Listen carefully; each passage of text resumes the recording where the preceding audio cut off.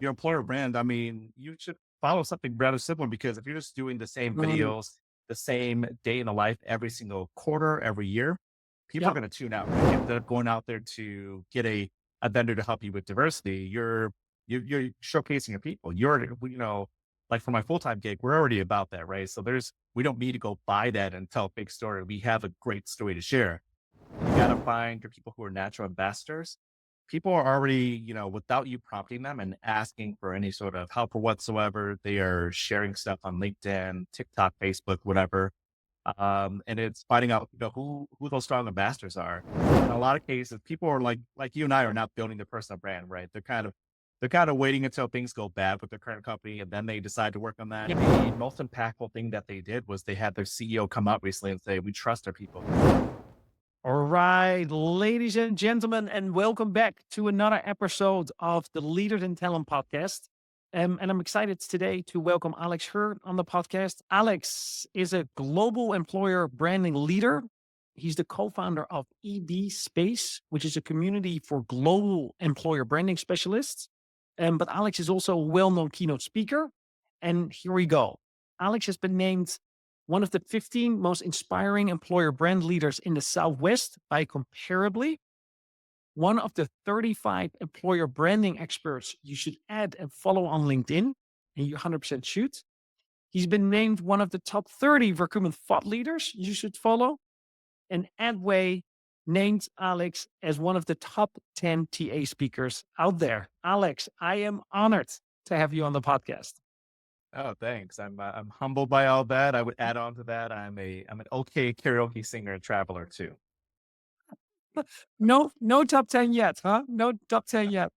Love Not it. yet, not yet. Yeah, I got to Love it. battle through all the karaoke bars and get there first. Is there any song that you say, put that on and that's a song that you usually go for? I'm gonna out myself here, but it is Backstreet Boys. I want it that way. That's my go-to. So Alex, I will tell you a funny story. So my wife, she's a documentary filmmaker.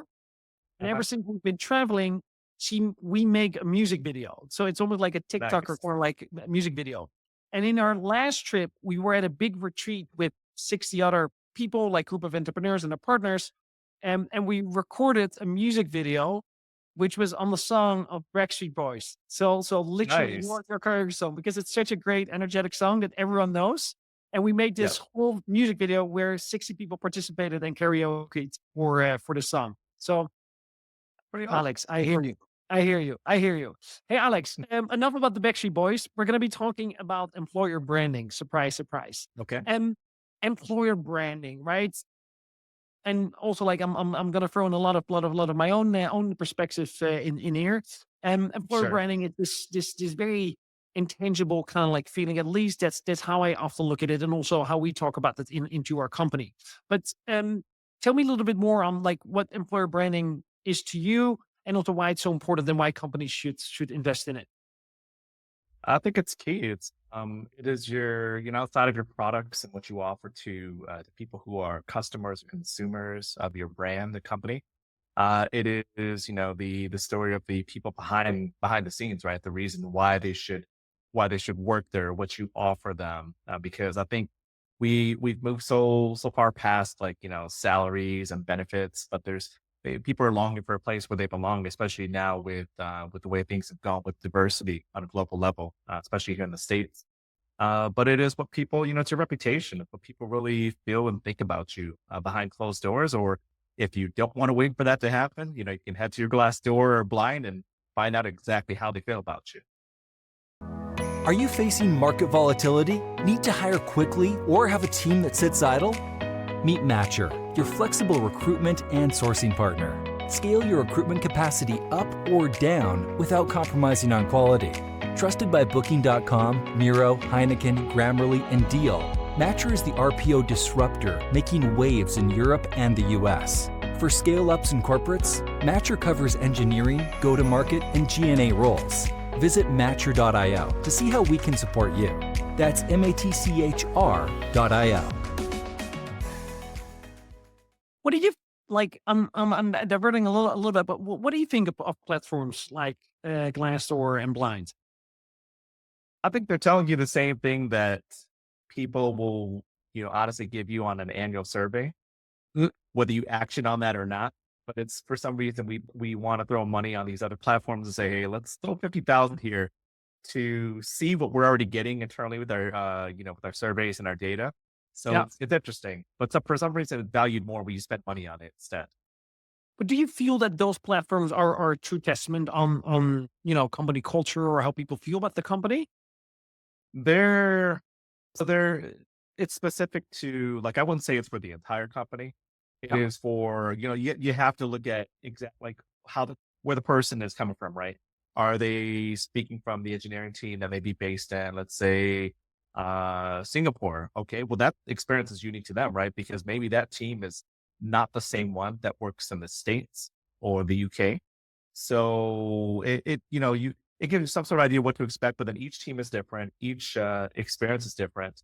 So I think you have to look at that, but it's not something that I would avoid, bringing up if you're having a call with a recruiter or hiring manager, if you're going through the interview process. But I think it can give you some insight into things, but I also think, just don't take it all for face value. There's a little more Yeah. behind everything that you're seeing. Yeah. I always want to. I feel like because the people that leave a review are either like super excited on the high end, and the people that are, at the bottom like really frustrated, which is good to still have the perspective. But I sometimes feel that a big medium part of how people feel about the company can be missed because of that. Because how many people are feel the energy to leave a 3 or 4 star review for that matter, right? Agreed, agreed. Yeah, and it's ebbs and flows, right? If someone's having a great day, they just got a bonus, they're giving you a good review, right? Or if they're brand new, they're joiners, freshers, new starters, whatever you want to call them, they're going to be happy. But Yeah. then if they were impacted by, let's say, like a layoff, they were made redundant. They may not respond right away, but then when they do respond months later, they're going to be upset about something. Is Yeah. it still relevant 6 months from now? Probably not. But they're mad enough and they've said something.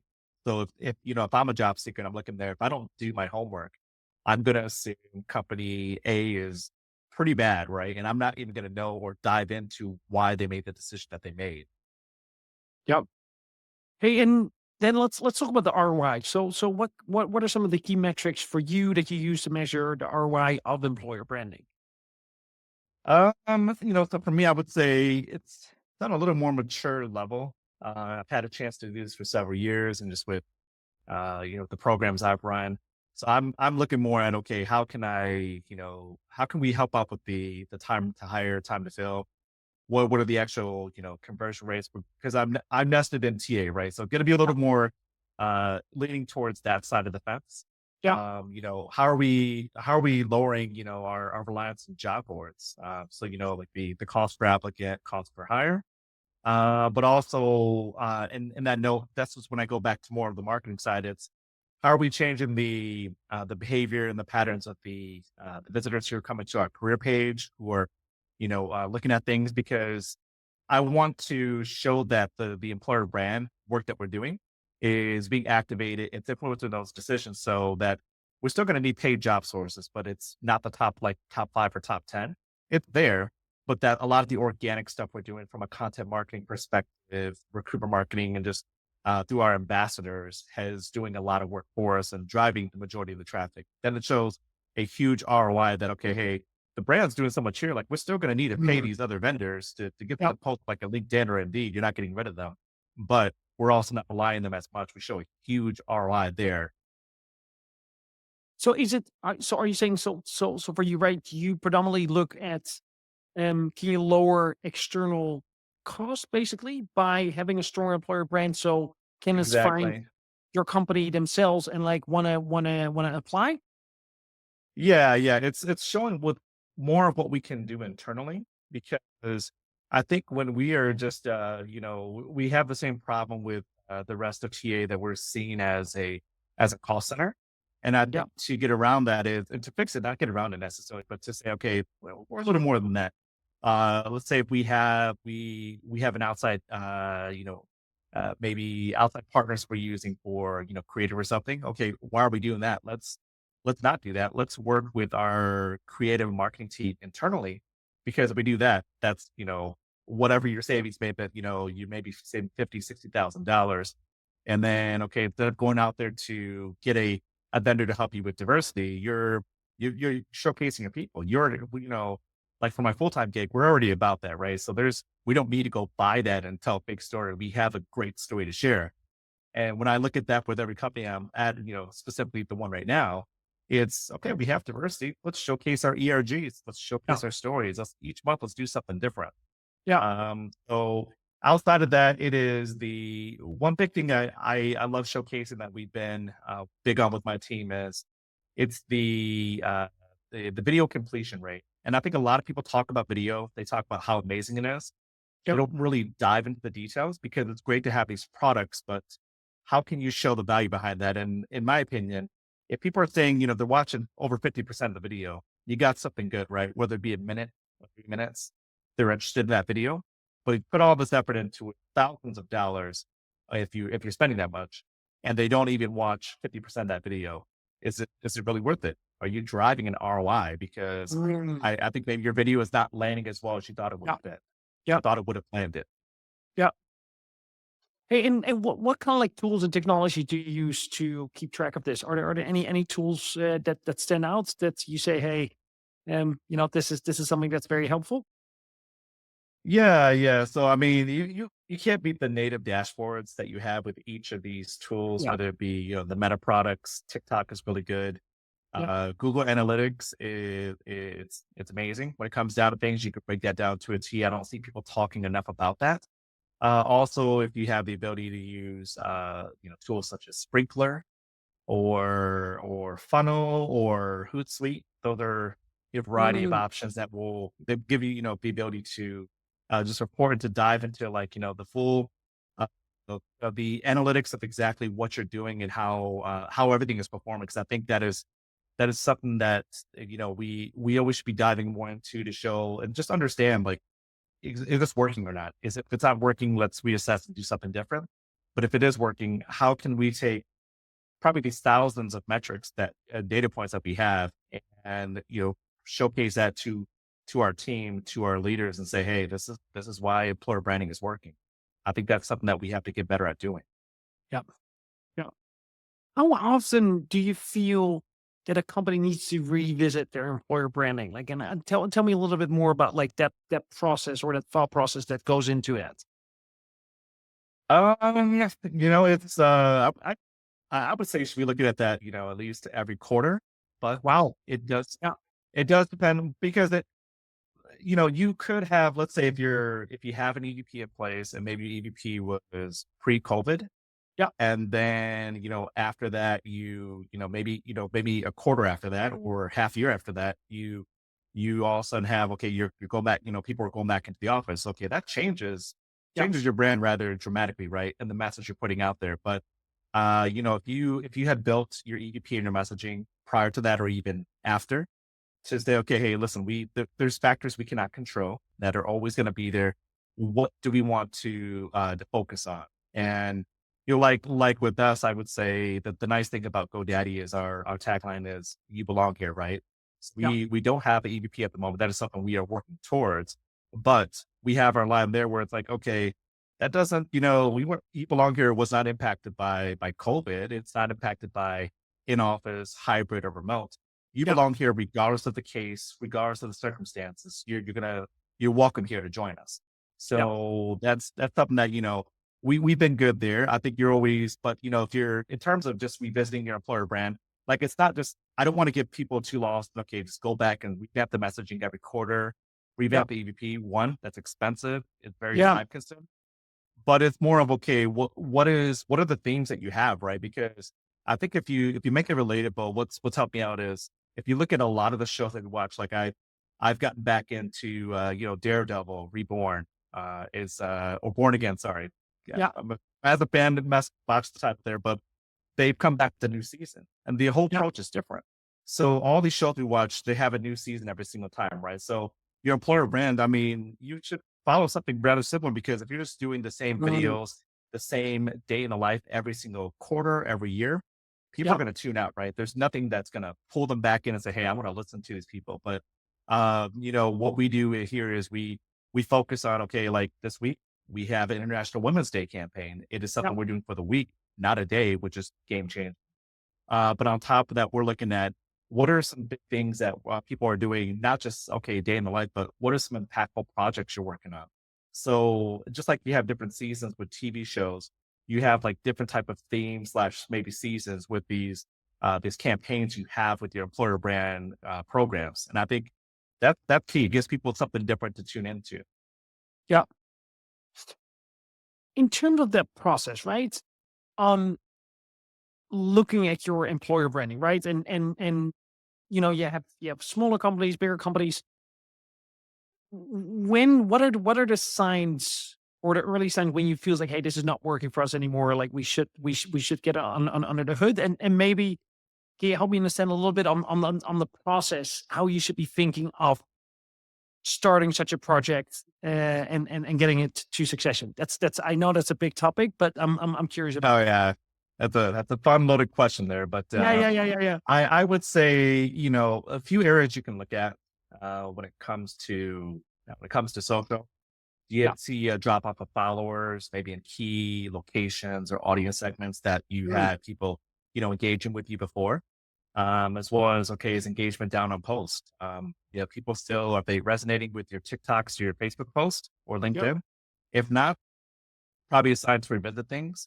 The other would be, okay, career page traffic. Are you not getting traffic from the campaigns? If you're using proper tracking, obviously, Yeah. are people flowing in from that as a result of it? If not, something to revisit again. And I would say the other one is definitely working with your recruiters and just digging into your ATS. Like, what are the recruiters finding out, right? Because you should have like a simple question or two there for them and their intake calls or their surveys. Where, okay, how do people hear about how they heard about the company, right? Was it a campaign they saw, something on social? Was there something specifically that caught their interest? But then with the ATS, it's okay. Are people, still flowing in? Are you seeing results from what you're doing? And if that is not landing, if you're seeing like a dip, right? Because you should be looking at it on a monthly basis. If you're not, say, if you can only do quarterly, great. I still think monthly, then quarterly to build out everything as a whole. However, look at that and see, like, are you seeing any trends? Like, what what what is the data showing you is probably the biggest thing, because I think we get too lost in being qualitative, which is cool, but you need to be quantitative and see exactly what that's showing. And in terms of how intertwined are the company's mission, vision, and where the company wants to go, and the EVP, and how much should they be similar, or can they be apart? Where's that friction, that dynamic? Yeah, yeah. So to be honest with you, when I first got into employer branding, it was more at a time where like there wasn't a whole lot of you were joining forces and working together with different departments. You had Yeah. TA, you typically come into TA comms or wherever, and you're working in a silo.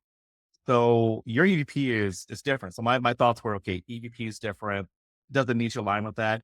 Over the last 5 years, that has changed because I've seen how things can work well. Where, okay, you can see what the mission and values are for the company, and one is one thing to have on it, right? Because a lot of companies have a lot of different missions and values, but two, they follow through with it. They live that, and if you see that, you're like, okay, that's strong. And I can see like everyone, not just, on a SharePoint page or graphic follows this. They actually, live and die by this with, different meetings or experiences that we have as a collective team.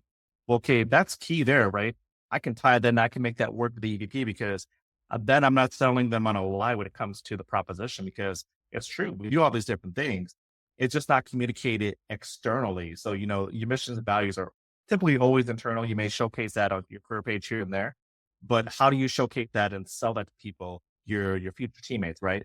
And if Yeah. it's true and everything works well, I think you can easily put that together with the EVP, and it goes hand in hand. And in my opinion, it works much better if you're able to do that and have them, work together in harmony.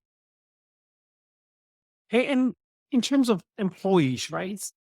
How do the employees play a role in this? And like, what's your take and your experience there of getting them to post about the company, for example, or having them become ambassadors? How do you involve them in this whole employer branding strategy and execution? super key. That's probably the area of employer branding I love the most. Getting advocates to build out an advocacy program. I would say one, you got to find your people who are natural ambassadors. People are already, without you prompting them and asking for any sort of help or whatsoever, they are sharing stuff on LinkedIn, TikTok, Facebook, whatever. And it's finding out, who those strong ambassadors are, but also look at where you sit in terms of departments. If you're in comms, marketing, or talent acquisition, you're going to have some teammates you can rely on, right? So I look at that and I start small and just, walk them through that experience in terms of, okay, this is what I feel we should be, advocating for the company, on our behalf as well, and showcasing why should people want to join here. Because when you're doing recruitment marketing stuff, it's fun. If you're, running job posts like on LinkedIn or Indeed, that's great too, right? But that doesn't tell people, it doesn't show people who look like them, who talk like them, who may work in the same roles or work on projects that they want to work on. And that's where, okay, if you can get your people talking, like your number one, outside of your customers, your customers are number one too, right? But the Yeah. number one customer internally is your people. And it speaks volumes if they're talking about, hey, why you should join, let's say join as an engineer versus a job post showing that versus the engineering leader saying, hey, these are 5 reasons why you should join me. Or in a post or a video, that's going to speak volumes and work out even better. I just think it's more impactful, and it's gonna work wonders for your employer brand if you can even get an advocacy program off the ground. And what are your tricks to motivate people to join a program like that? What does that practically look like? Do you expect people to post? Do you create the content for them? Like, Yeah. how does it work from a practical point of view? Yeah. So what I like to do is, you got to sell them on something. I'm not Yeah. going to lie to anybody and say, hey, they're going to match when we do it. It never works that way. Yeah, yeah, But yeah. there's two selling points. This one, okay, create your system, gamify that, and say, Yeah. all right, if maybe you have two people who share the most or two people who have the most engagement, we're Mhm. going to reward you with gift cards. If we Yeah. have like an internal point system, because competition is always healthy, right? That's going to Yeah. drive them to compete against each other on a monthly basis. But then on that, the other selling point is, listen, maybe you're a head recruiter, you're a lead engineer. I want to create content that's gonna, I'll create and curate content is gonna help you be seen as a thought leader and a social Yeah. influencer on whatever platform you want to be on. So it's gonna help you. You'll be an ambassador for the company, but I'm also building out you as an influencer. And the other thing that we talk about so much over the last couple of years, gonna build up your personal brand, because in a lot of cases, people are like you and I are not building their personal brand, right? They're kind of waiting until things go bad with their current company, and then they decide to work on that. Yeah. It's a little too Yeah. late. But Yeah. if you're doing this, it's helping them out in the process, right? So they're going to reap the rewards behind that. Where okay, they're going to get some connections, they get some followers, they'll get engagement with things, and I would like to say it opens them up to opportunities that were not there before with Yeah. what they're sharing and the knowledge that they're sharing in those posts. Yeah. Great.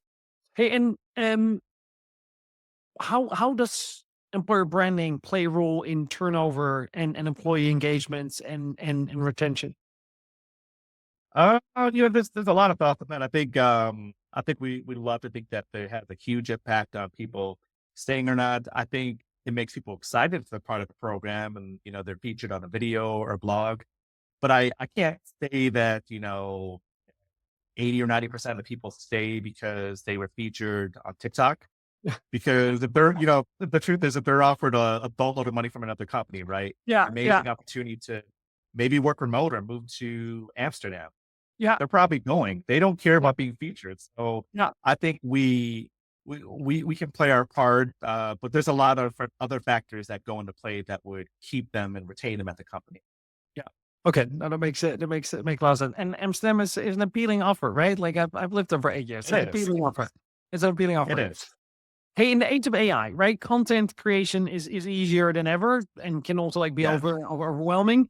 What's your take? How do you see employer branding evolve in the next couple of months or years ahead? I think it's already evolved quite a bit, and I think it's going to get better. My opinion is that everyone looks at AI and they assume robots are coming out. It's like I am robot, they're going to attack us, and the the earth will be done with here, in a matter of years. That's not the approach I have. I think it's, if anything, it helps us work Yeah. smarter, better, you're more tactical. Any other way you want to, any cliche word you want to use, but Yeah. in most cases, we run teams, or we are the team, very underfunded, underfunded, from a budget perspective.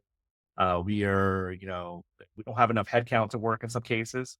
Um, but then with this, okay, if you've always want to, because what I find in this space is a lot of us do reach out to each other and we'll say, hey, listen, how do you navigate this, right? Or how would you measure this, do that? Yeah. AI, which is free to everyone, gives you the opportunity where, okay, I can talk to that person, Yeah. and which is your AI, and say, hey, how do you measure this, right? Or I'm looking at these five different things here. How do I run this by leadership, or how do I, create some sort of program out of that? You get the help right there, right, in a matter of minutes, Yeah. which is good because in a lot of cases you're doing a lot of these different tasks. When you're doing research to start up a program, and it takes hours. But if you can do this and get feedback from someone who is not just your friend, instantly, that helps you out. You can ideate and get things done first. And then also the mundane tasks that you would otherwise be, doing on your own, you can automate that. And what does that do? When you free yourself from a small task, like with anything, you are able to open up your mind, your possibilities. And the best example that can share with anybody is there was a Bill Nye podcast on Armchair Expert with Dak Shepard. So really good one if you haven't listened to it.